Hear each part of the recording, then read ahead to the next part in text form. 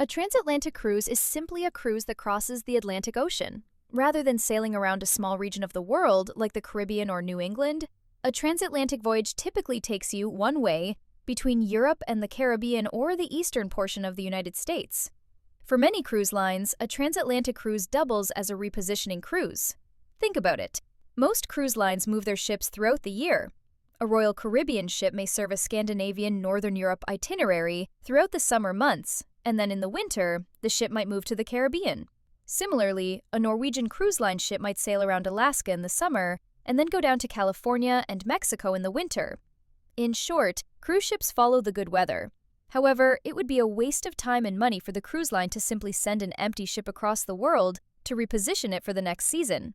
So, repositioning cruises, like transatlantic cruises that might take a ship from Spain to Florida, allow the cruise line to simultaneously get their ship where it needs to go and make money from passengers keen to enjoy this unique voyage type. Dry docking cruises. These include Navientia's shipyard in Cadiz, Spain, the Chantier Naval de Marseille in France, and the Grand Bahama shipyard in the Bahamas. If a ship is currently positioned in the Caribbean and needs to go to Spain for an overhaul, the ship must make a transatlantic crossing. Again, the cruise line doesn't want to simply send an empty ship there, so the line will bill the voyage as a transatlantic cruise. How much a transatlantic cruise costs will entirely depend on a range of factors, including itinerary, cruise line, length of cruise, and more. However, if you're specifically sailing on a repositioning cruise, you may find that the day rates are more affordable than the day rates for a cruise of a similar length.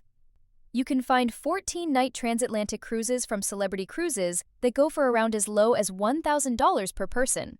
Meanwhile, other 12 to 14-night cruises with the line that stick to regions such as Alaska can easily cost double that.